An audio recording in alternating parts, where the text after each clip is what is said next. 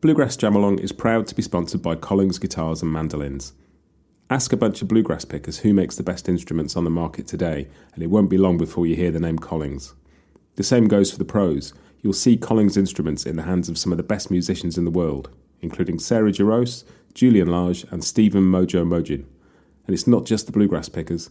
Lyle Lovett, Pete Townsend, and Keith Richards all know what makes a Collings special.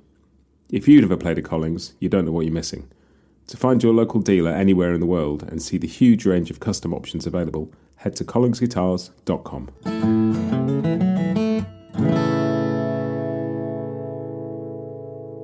This episode is also brought to you by Peghead Nation, the home of roots music instruction. Peghead Nation has 65 streaming video courses for guitar, mandolin, banjo, fiddle, dobro, bass and ukulele, featuring in-depth instruction for beginners through to more experienced players from some of the leading names in acoustic music, including Bruce Molsky, Scott Nygaard, Mike Compton, Sharon Gilchrist and Joe K. Walsh. You'll learn the tunes and techniques you need to join in at jams and play the music you love, from bluegrass to old-time and Irish music to swing, plus advanced techniques like improvisation, theory and ear training. Your first course is just $20 a month and you can add more for $10. Sign up for any course and get your first month free with the promo code JAMALONG. Join thousands of other players, including me, who are advancing on their instruments and having more fun playing the roots music they love at pegheadnation.com. Hey, this is Lindsay Lou, and you're listening to Bluegrass Jam Along, the podcast for anyone and everyone who loves bluegrass.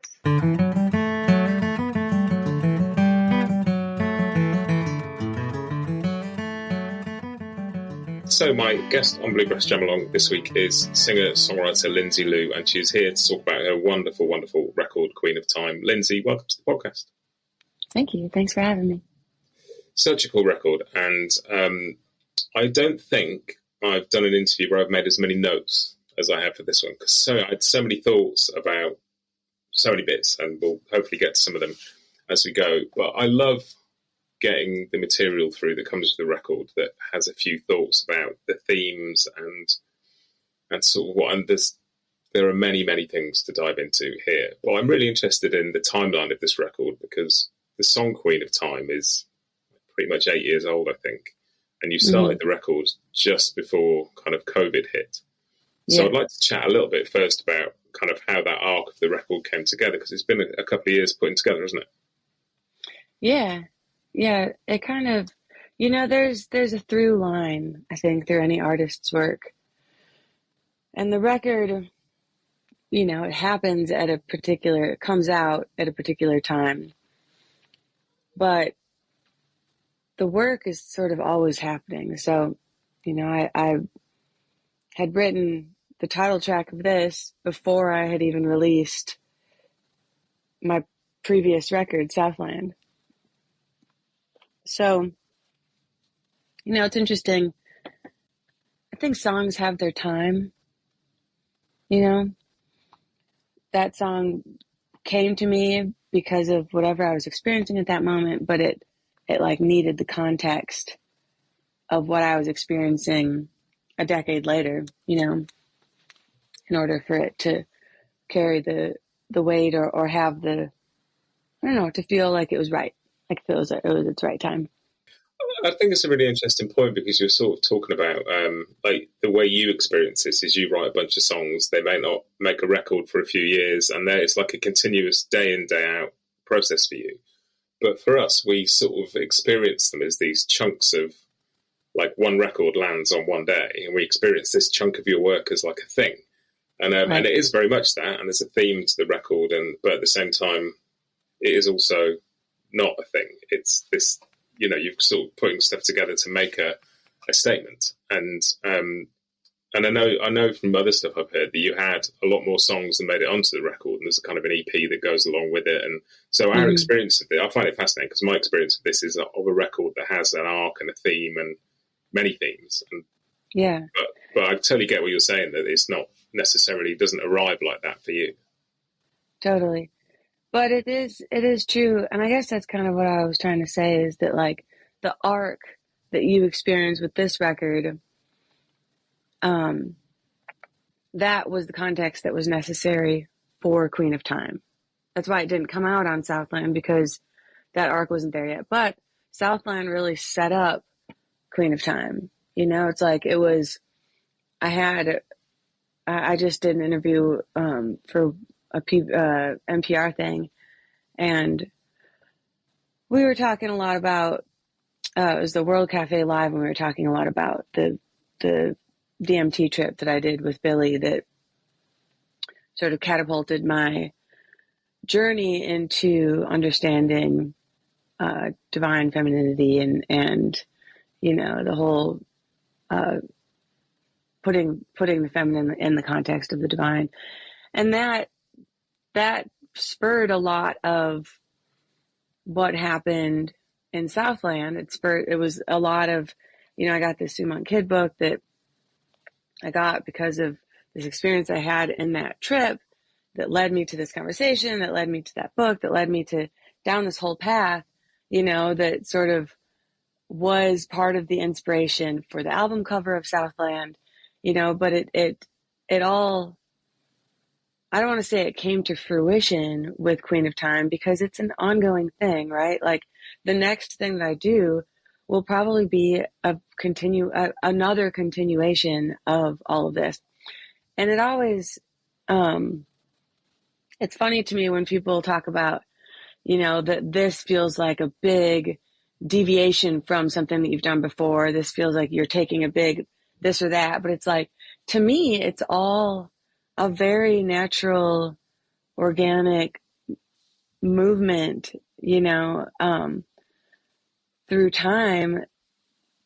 And it's all, it's not like first I was this and then I was that, it's like I was this the whole time. And these parts came out in this way at this time because of these reasons in this context, but the overall narrative and arc of my work as an artist is definitely, there's a through line, and it's ongoing, and I'm excited to see where it takes me next. And it's interesting because that sort of continuing, you sort of alluded to there, but this idea that like you kind of go and you collect things and experiences together and you build this sense of self. And yet at the same time, there's something a little bit like being a sculptor about your sense of self, because you're in there, you've always been in there and you always were. And so part of it is all kind of looking for the thing that's inside already, if that makes sense, not just adding things on to discover. You're kind of moving things out of the way to look at things better sometimes. 100%. There's an excerpt that I've referenced in this. Have you ever read the Dostoevsky's Brothers Karamazov? Nope.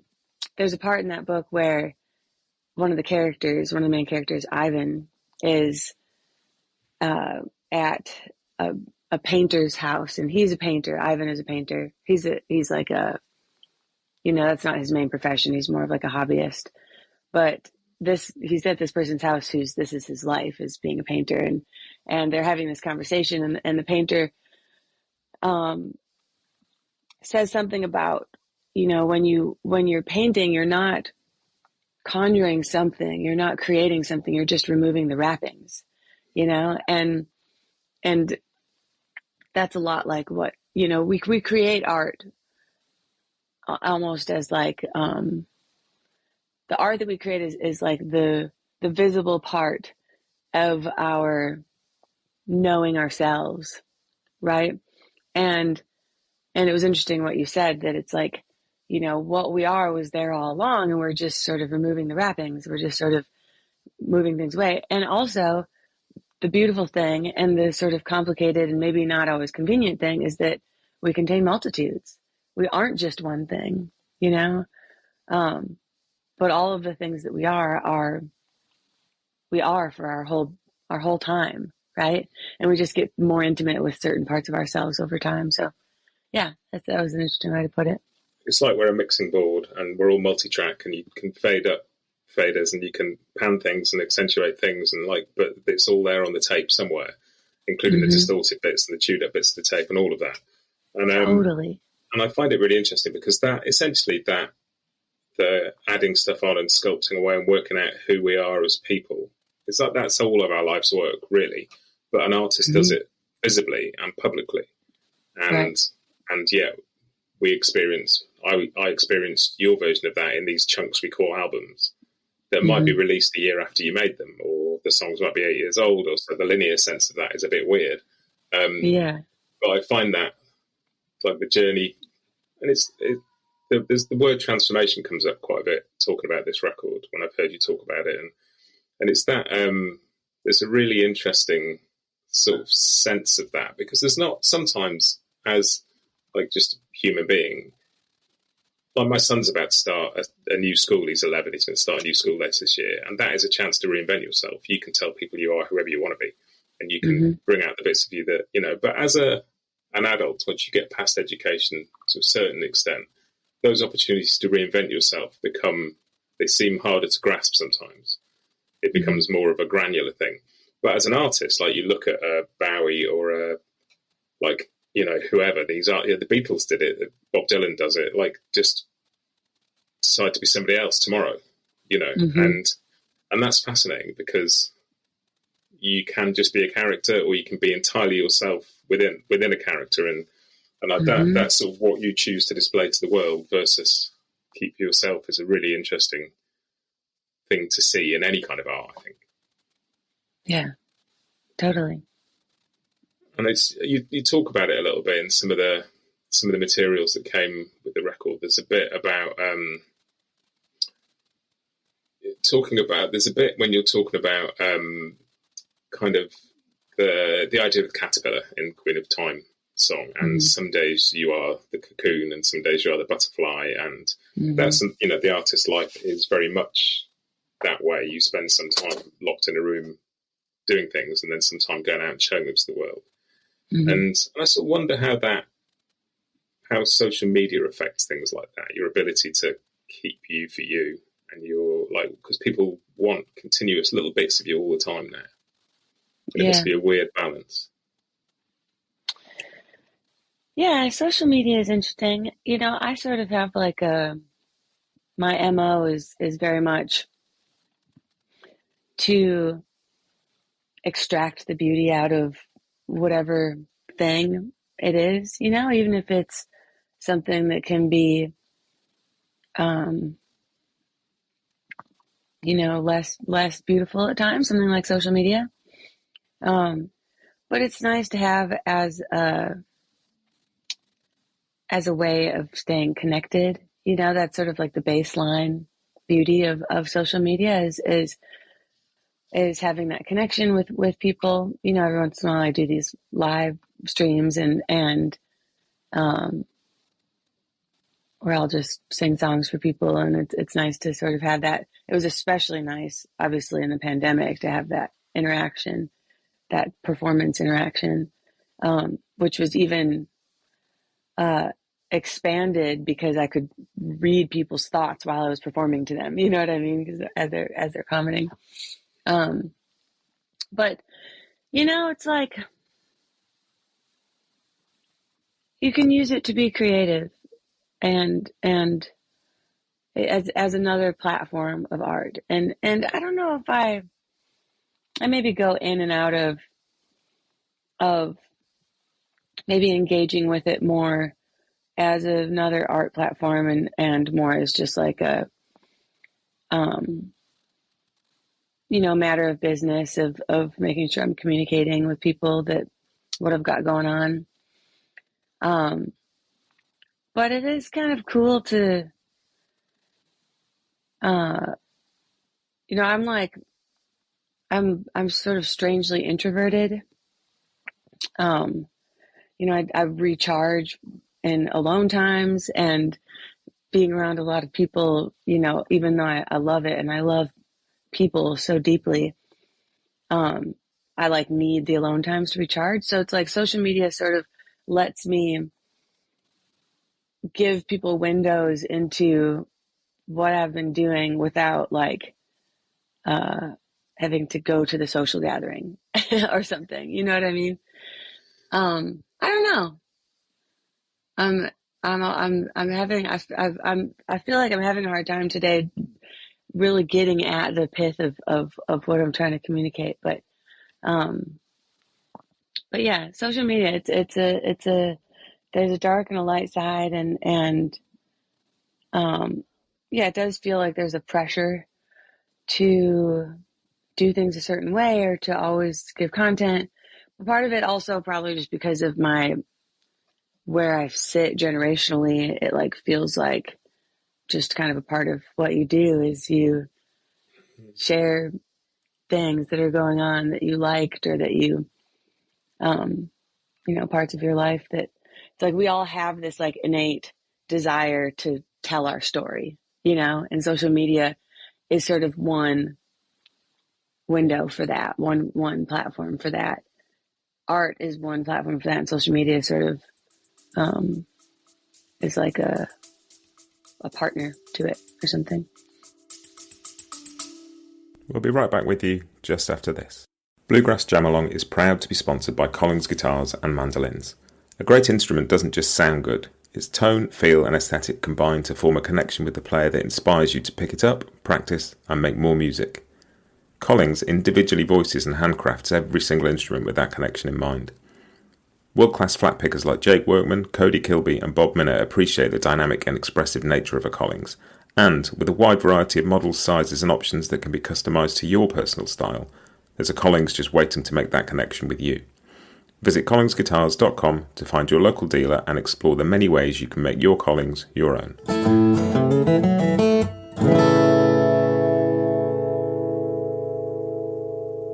This episode is also brought to you by Peghead Nation, the home of roots music instruction.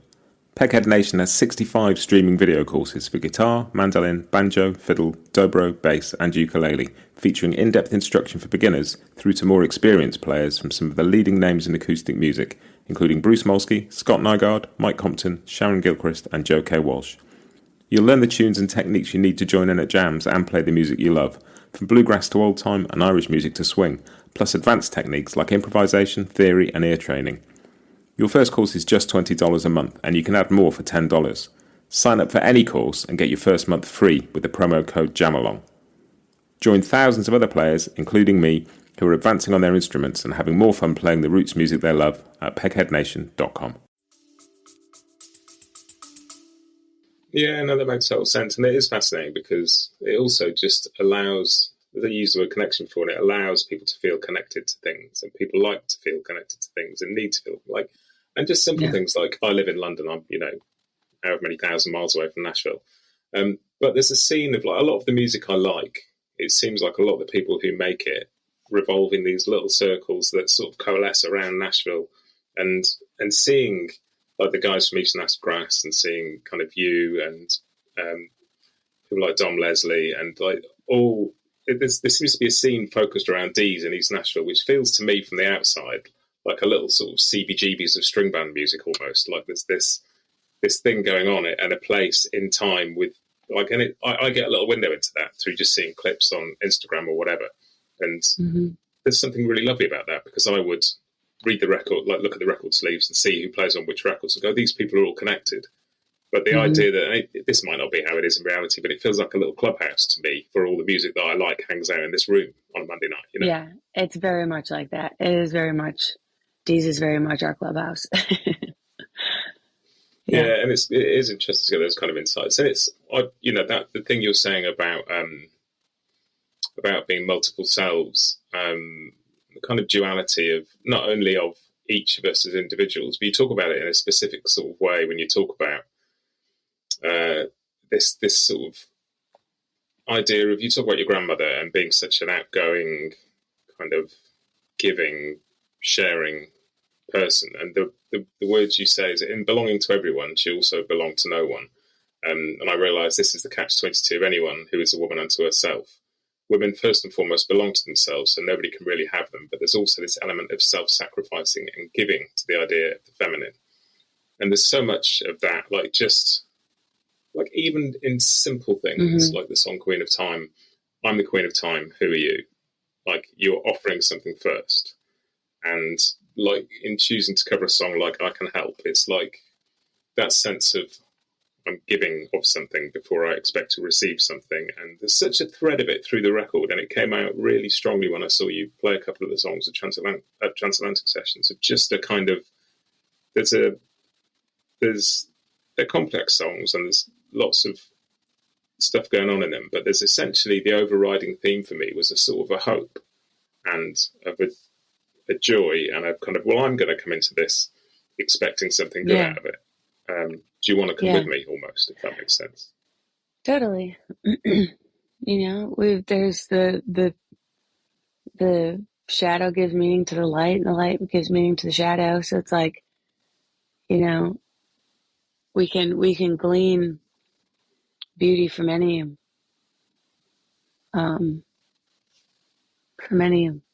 ugliness. It's like it's all there, and so just like yeah, definitely. I was really interested in the kind of the content of the record that includes your grandmother, because she passed away fairly recently, and part of this record is, as I understand it, like there's some sort of processing of grief within it all, but there's that theme of keeping something of yourself and for yourself and giving something away. I wondered, because her voice is on this record, like on a couple of tracks, and that's an incredibly personal thing to share, and I wondered how tempting it was to record all these conversations with you and just keep them. Like there's a sort of generosity and a bravery in putting that out there as well, I think. Yeah. Well, I have many hours of my grandma's story recorded, and I didn't record them for the record. I recorded it for myself, and I would like to, release all of it publicly, because I think that her story is a meaningful one. There's sort of this sense of, I got so much, and obviously she's my grandma. So there's that. I gleaned so much from listening to her, but there's a lot of people besides me, in and out of, inside and outside of my family, who my grandma, who got a lot from my grandma and being a part of her story. So, it just gave, having it be on the record just gave the record more context and more meaning. And I was even surprised, when the idea came to me to include her on the record. It even surprised me once I heard it, after it happened, after I heard her on there and in the song and towards the end of the record. It's like, okay, now this feels finished. Now this feels, and like there's a certain vulnerability, I think, that comes naturally for me, which you can hear in the final excerpt that I include from her, is like, I'm having a nervous breakdown, basically, and she's talking me through it. But I don't feel any sort of preciousness in protecting those things, because they're just so human. It's like the artist in me is like, there are other people who have felt this, and if I include this, maybe they'll feel less alone. That's sort of a lot of the basis of releasing any art, because at the core of it, any artist makes art for themselves. The only reason you release it is so that other people might feel less alone in their experience. I think that that's sort of the real heart of it, and there's a lot more involved. You might release it because it's beautiful and you want somebody to see beauty. You might release it because it's your livelihood. It's how you're supporting yourself, but at the real core of it, I think it's the whole purpose is this, that connection, that feeling of not being alone in your experience. Yeah, and there's something in that, like the that, I guess there's something in there about you never know if you give something to the world, you never know how that's going to interact with somebody. And there's a bit, listening to your grandmother talk on the record, she recounts to you this story of going to a gathering and meeting a guy up on a mountain, all painted white, and having a conversation with him. And then you chat a bit more, and she's talking about going to a different gathering and meeting the same guy, and he comes up and goes, "Oh, you saved my life."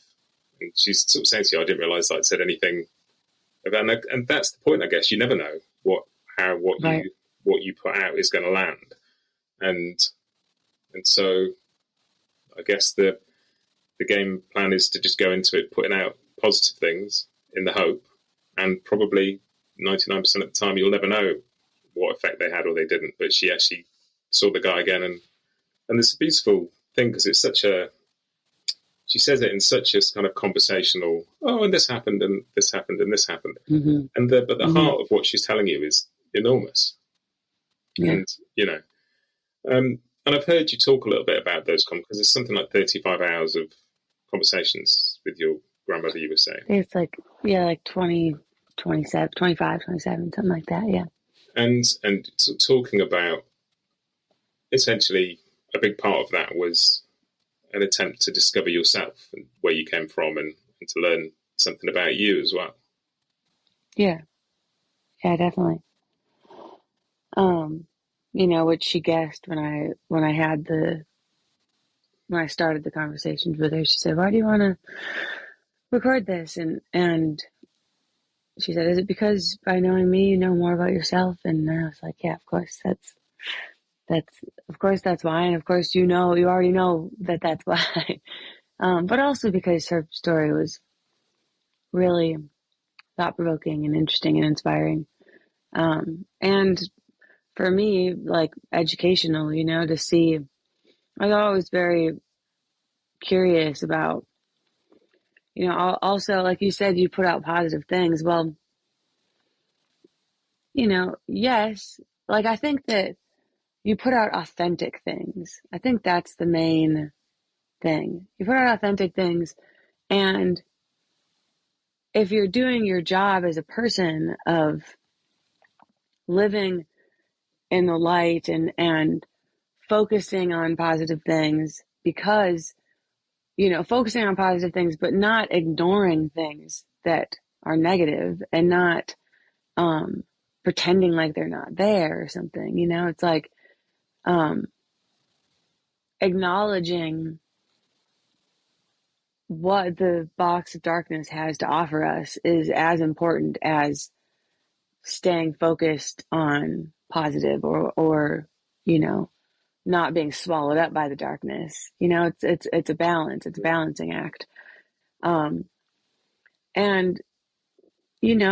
my grandma definitely had a way of like always putting a positive spin on things. Like if you hear her tell a story, and then it's like I could see my aunts and uncles or my mom or somebody around like sort of roll their eyes because they actually know how it went down, Yeah.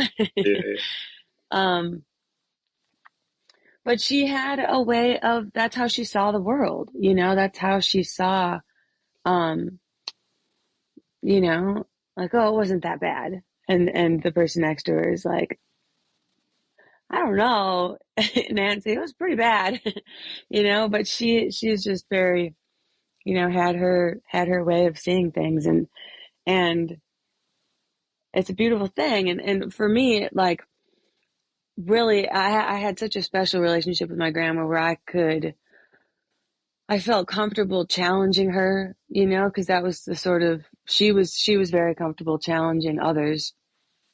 And so I felt comfortable challenging her, and sort of, not every part of her story was positive. Some of the things that she told me about that she experienced were horrific,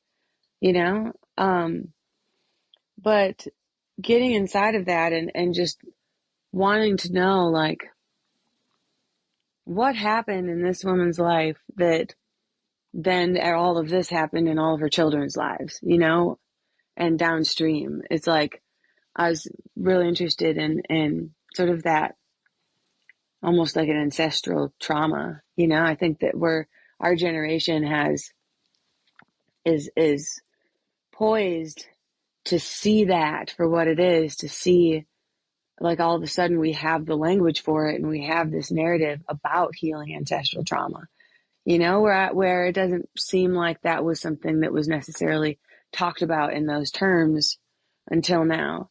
And so looking into, it's like, I don't know, knowing about it, knowing where you came from, knowing what happened, that got you here, is so important. And it's like, in some ways it's a huge basis of the music that I play. It's a huge part of any traditional music, like bluegrass music. And it's a huge part of any artist who's crafting their own sound and their own voice, is knowing, like, what all music came before this that gave me the tools to make the kind of music that I make, but healing the ancestral wounds is the real, knowing thyself, healing the ancestral wounds. I think those are our two big jobs in our lifetime. And yeah. And just answering that question, like, who are you? That the question in Queen of, because it is like, you can look at that question, it's a challenging question, and if you don't know the answer or feel like you have no means to find it, like, it can be the scariest question in the world, but it's also the most liberating question in the world, is who you are. And I love that idea of sort of talking about exploring your sort of grandmother's story as a way of understanding yourself. And it's all like, I went off down a whole kind of rabbit hole of thinking about that as just as an idea of, like, essentially everything, I think, somehow is a balance between, like, you don't want any of your life or art just to be a mirror that only shows you things about yourself. But you also don't want it to be a window that you look through and doesn't reveal anything about you at all. So it's like that thing of being on a train, and as the light changes, sometimes you see yourself in the window, and sometimes you see the landscape beyond, and sometimes you see you in the window with the landscape beyond. And depending on where you choose to shine the light and where the light hits or whatever, does that make sense? That it's like, yeah, that's a cool metaphor. Because you were talking about communicating, like, the reason people connect, and I think it's true of authentic kind of art, is that people are trying to put something out there that might help other people. There is definitely some art that people are just, here's me communicating in a one-directional 8-lane highway of me. But it is that it got me thinking a lot about that balance between what you learn about somebody else and what you learn about yourself in the process. And I find that really interesting. I'm not sure that I have an actual question relating to that, but I found it sent me off down a whole kind of like rabbit hole of thought around that idea. Yeah. And I did just want to sort of interject that, that I borrowed that line, "Who are you?" from Alice in Wonderland. And in Alice in Wonderland, the caterpillar, the one who transforms, is asking her who she is. But ultimately, it's Alice's dream. Alice is asking herself who she is, so it's also very self-reflective, and the line, "I'm the queen of time," is sort of tongue-in-cheek. It's like,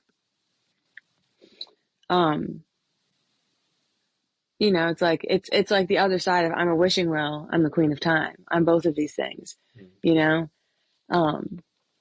and who are you at your core? Who are all the parts of you? It's a very self-reflective thing. Yeah, it reminds. There's a whole kind of branch of therapy called internal family systems. That is basically about the idea that we are many people, but there's one sort of authentic core person in the middle of it all, and everybody else is kind of there to help, but sometimes gets cast in the wrong roles and just trips you up. And like the first time I read about that, like, I was like, well, I've always felt like a lot of people. And there's a little exercise where you sit down, you map out, and I thought, this isn't going to work. And I sat down for 10 minutes and sketched out like 7 different parts of me that have got faces and names and role. And it's like, I find it fascinating. This idea that we are multitudes. Yeah. And that's cool. Just the idea of time itself. You mentioned I think it's either in the press release or some notes that came with the record that sort of ironically time management isn't something that you're great at. But just the idea of time management is a strange one, isn't it? Of like having time in the way that you have money, or you have bricks, or you have a thing that you can. It baffles me constantly. It's what you're supposed to do with time, because you never know how much you've got of it. And, But talking of like those sort of themes of connection and kind of putting our art out in the hope that it touches somebody, I'd really like to talk to you about your experience of Transatlantic Sessions, if that's all right, because I came to the tour. Oh, please, yes. I came to see the show in London, which I do every year, and it's my highlight of the year. I love it. I see some people I wouldn't get a chance to see otherwise. There's not really another occasion where I feel like I'm watching a bunch of people have fun, and they would be whether we were there or not. And the fact that we are just makes it better. But it seems, and I've not had the sense before this year that the performers always seem to form really strong bonds with each other over the course of a couple of weeks. But this year it felt different. And the sort of the way you were talking about it, and the way like little pockets of like Michael McGoldrick came over and played a tune with Alison and Tatiana, and you all sang on each other's, and it just felt so astonishingly connected. And I'm just really curious to know what your experience of it was. Oh yeah, I felt wonderfully connected to all of them, and it felt beautifully collaborative. It was like one of the funnest things I've ever done, to get to, I've toured in the UK a fair bit with a band I had called the Flat Bellies, and so I'd been to a lot of these places, but to get to be there with, not just Jerry Douglas and Allie Vane and Michael McGoldrick and all of these, massively talented and legendary musicians, but also people who are, in my, who are kind of in my, like, I don't know, like Allison and Tatiana are like people who are in my social sphere and in my friend group. And then Kim and Joshua, and, we sort of like formed this really sweet bond of friendship. And having Carlene was just incredible. She is such a force. But yeah, it was cool. And that's sort of like,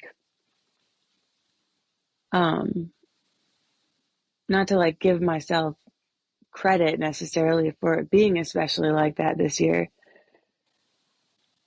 but I also, that is sort of something that I think is a big part of who I am and what I do, is I create that sort of space around me wherever I go. I notice, that people have pointed it out, that it's something that I do, and I notice that it's true. It is something that I do, and maybe it's because of the big family that I came from, or, maybe it goes back to the philosophies that my grandma instilled in me, or my parents instilled in me, or whatever the reason. I love singing with people. I love roping people into singing with me. I love harmony, is like my favorite thing. And so having a lot of that, I had some of the people, telling me that, that was a big part of this year, was all of the harmony singing. And I love sort of being able to be a chameleon and let my voice sound a certain way to match this person, let it sound a certain way to match that person. Kind of all goes back to that central theme of multitudes, a recurring theme. But yeah, it was so sweet. I totally fell in love with everyone on that tour. We had so much fun playing music with each other every night. on stage, and then afterwards we'd go to the hotel and stay up till 5 or 6 playing music all night, and I've learned some traditional Scottish dancing, and you know, just, it is remarkable how much fun you can have when, you know, I'm like pretty much sober. I don't drink or anything, and it's remarkable how much fun you can have partying when music and friends are like the drug, you know, of choice. Oh, it was so fun, and the music was just top notch, and I felt like I could have just gone on forever on that tour. It was so cool. It was so cool to get to hear my songs come to life in that context, and it was so cool to get to be a part of other people's songs and just hear it all come together. It's so cool, and it's so casual. You know, they've been doing it for so long, and there's such a spirit of it just being a hang. I love how they have the couches on stage. Oh, it's just perfect. It's such a cool thing that they have curated and fostered over the years. And I was so excited when I got the offer. My manager sent me a message and was like, you know, Jerry wants to know if you might be interested in a Transatlantic Sessions. You know, would you be interested? And I responded back, oh my God, with like the emoji with the head exploding. You know, just like, yeah, I definitely want to do that. You know, I've seen videos and I've known about it for so long, and it's legendary. So it was really cool to be a part of it. And it's so cool hearing. So for example, in the songs from Queen of Time, and they're like, the record is very texturally interesting because you've got this kind of essentially some acoustic guitar and a singer-songwriter, but so many textures behind that, and like some quite like washes of guitar, and then tiny bits of triangle come out of the mix and kind of just grab your ear. And there's so much in there, and to hear them with a very different texture, which obviously suits them beautifully as well, was fascinating. And I often wonder, particularly for some of the sort of folkier singers who like maybe spend most of their life touring on their own with a guitar, to come and stand in front of that sound, like to go back out and tour 2 weeks later and it's like just them. It must be such a strange experience not to have that behind you. Yeah. Yeah. Yeah, I mean, you know, it's all so great. I did a gig last night with Sam Grisman and Dominic Leslie and Todd Livingston and Phoebe Hunt, and you know, it's like that was such a special thing, and it had that same sort of like casual vibe where like at the clubhouse or at D's where people are sitting on the floor in front of us and people are standing in the back and people are at the bar and some people are playing pool, and it had that like hang feel to it. You know, but it's just a bluegrass band, and even that still just felt so wonderful and musically fulfilling. You know, because it's like, it's all about when you settle into the vibe, when you settle into the song, and you can feel, it's like, it almost starts to feel like it's playing itself, you know? But yeah, having the whole orchestra of Celtic band behind you is so cool. So cool. And sometimes overwhelming, you know, like there were certain moments where, you know, you want to dial it in here and there, you know? But it's all cool, you know? And I love all the textures on the record. You know, a lot of that was Anthony DaCosta. He's like a mad scientist of a guitar player, and yeah, he added all of those cool textures and sounds with the guitars and with the synths, and Dave, my producer, is just a masterful, the way that he mixed everything, and you know, the ideas that he and I both had on bringing the different elements in. It's really cool. It was really cool to hear it all come together, and it's been really wonderful to hear it manifest in all these different ways, you know, to hear it with the Transatlantic Sessions band and with the friend band at D's and with my, you know, Queens of Time band on the road, to hear it kind of come to life in all these ways is really cool. It's really special. I mean, do you think, I was wondering whether with the Transatlantic Sessions thing, but just in general, like this idea of coming from like a background of string band tradition, family music, like being able to step into something like that, coming from that kind of background where, like, if you're a string band musician, you can probably wander around the world and find people and connect over style and repertoire pretty quickly and be having a musical conversation straight away. It's also a very multi-generational thing. Like, you look at that stage and the range of ages on the Transatlantic Session stage is huge. You don't tend to get that in a lot of mainstream music. You know, you tend to get a bunch of people the same age as each other, whether they're young or they're middle-aged or whatever. But there's something beautiful about like Bluegrass Jam, or seeing that, or folk music is often the same, where you get this multi-generational thing going on. And I wonder if that makes it easier to hit the ground running with things like that sometimes. Totally. Absolutely. And that is my favorite part about it, is that it bridges the generation gap. It bridges the socioeconomic gap. It bridges so much because you have this common language that is the tradition of the songs. And yeah, string band music is so great for that because it's so mobile. You can be anywhere. You can be in the hotel lobby with people, and all the people of all the different generations are there, you know, getting down on the songs, on the tunes. And it does definitely make it easier in a situation like that for it to come to life easily. I remember you saying on stage Transatlantic Sessions something about, there was a headline in, I remember which magazine it was, about essentially you being the new queen of bluegrass, and sort of saying, oh, you know, that being part of that, I couldn't do what I do without coming from that background. But and I was thinking about that. This is nominally a bluegrass podcast, but probably 5% of what I actually talk about is bluegrass.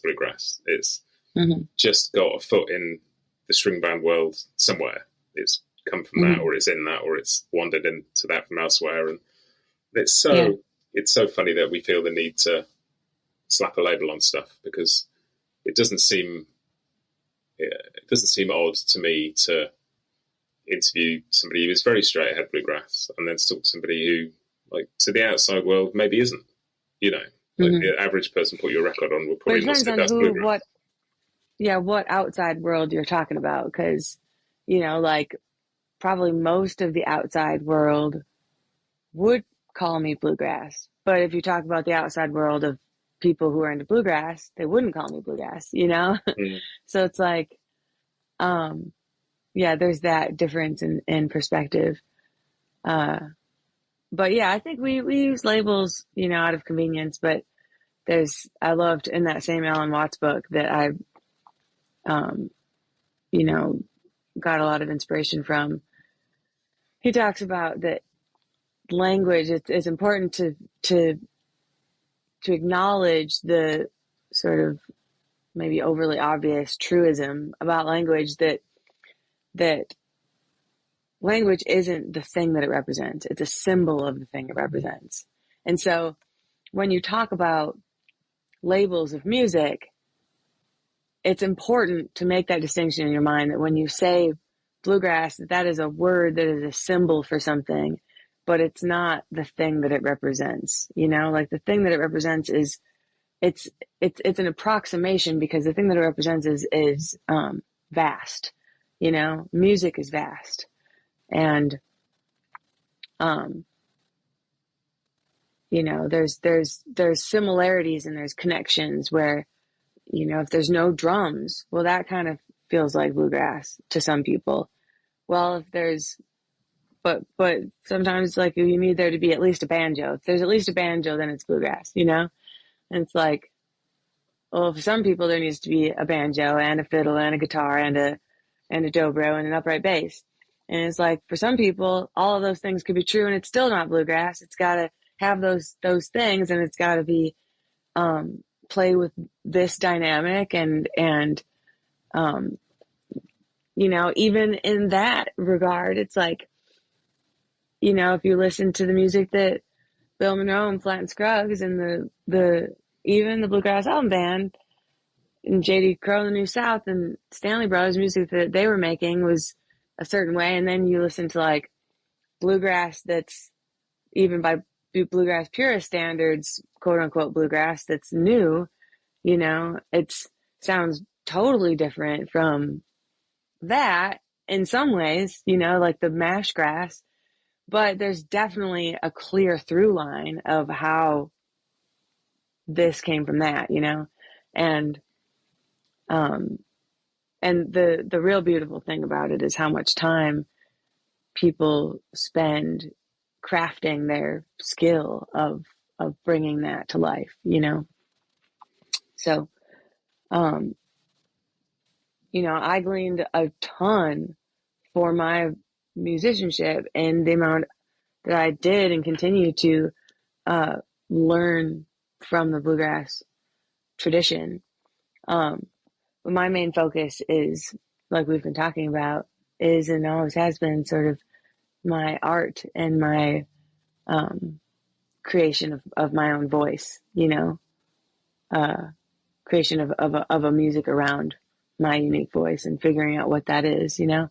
And it's like bluegrass has given me more of a vehicle and tools in order to find that out, in order to be self-reflective and self-exploratory. So, of course, the music that I make, you'll hear that through line, but the main thing that you're going to hear is me, which has other influences too, you know? And it sounds, I mean, that sort of essentially is exactly the same thing as talking to your grandmother to work out where you came from, to work out where you want to go. It's like listening to the older generations of musicians, because if you want to progress, you need to know where you're starting from. And, you know, they feel really related. And it feels like there's such a strong, like, it's hard for me to gauge because I haven't grown up with bluegrass, so I don't know what it was like 10 years ago, 15 years ago, 20 years ago, but it feels like there's such a strong thread of stuff that has come out of the string band world in some form at the moment and is just going where it wants to go. And like, you know, Sarah Jarosz and Billy Strings and people like Rachel Bayman, and there's such a kind of strong Molly Tuttle, obviously, and like Sierra Hull and Sarah Jarosz, who a lot of what they record doesn't really tick any bluegrass boxes in some sense, but they are 100% bluegrass musicians if they want to be, if that's how they decide to, you know, kind of turn up that day. And it feels like a really strong time for, which tells me the foundations are strong if you can stretch it all over the place as people are doing. And it feels like an exciting time for music at the moment. Totally. And it's important for the tradition too. It's important for the tradition that people are pushing its boundaries. Because that creates bridges for people to find their way back to the source, you know? Yeah, totally.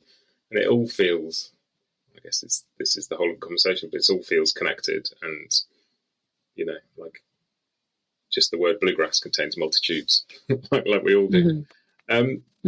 Well, it's got to have good high harmonies, and it's got to have, you know, all the fiddles and the dobro, or maybe the dobro is no part of nothing. I just heard a sweet quote that I think Dom told me last night is like a 3 degrees removed, but a Bill quote that it's got the mandolin and or it's got the fiddles and the dobros and the harmony. How could you ever leave it? This was something he said to Peter Rowan.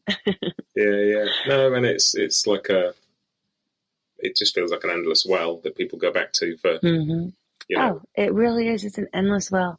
And you might take a dalliance, but you're going to come back. You're never actually going to leave it, because it's just it's a never ending well.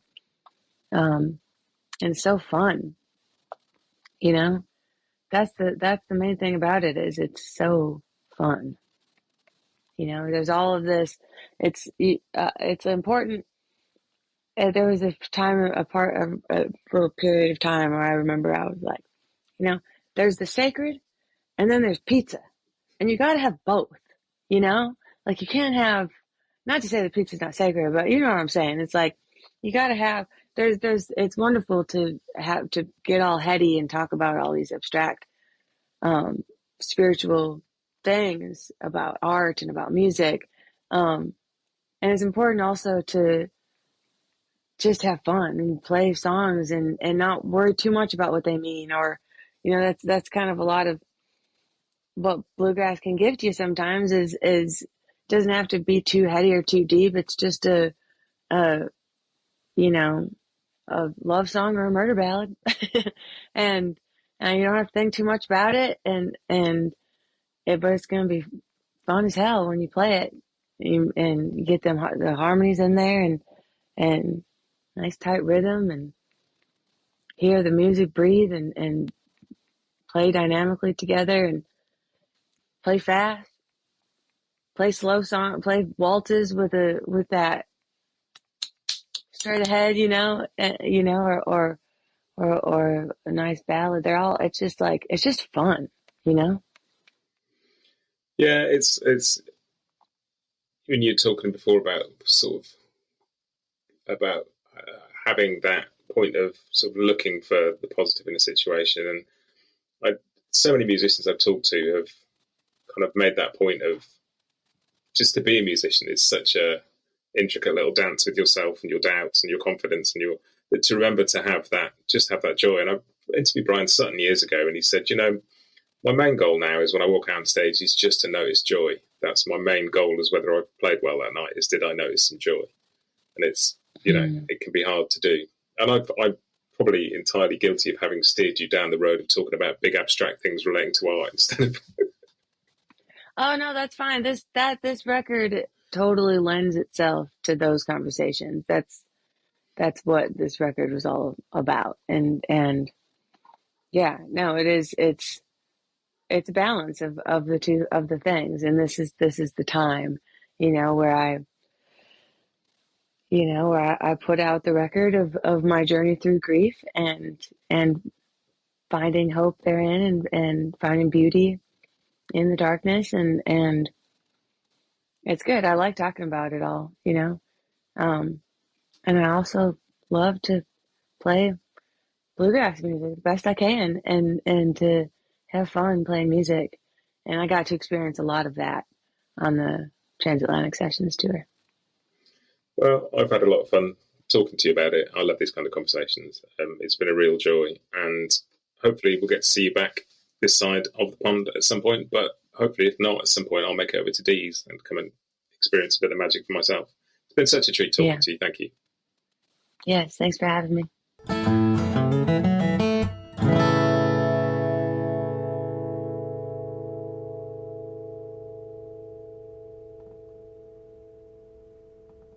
Bluegrass Jam Along is proud to be sponsored by Collings Guitars and Mandolins, making some of the finest guitars and mandolins in the world since the 1970s. Visit collingsguitars.com and find out why.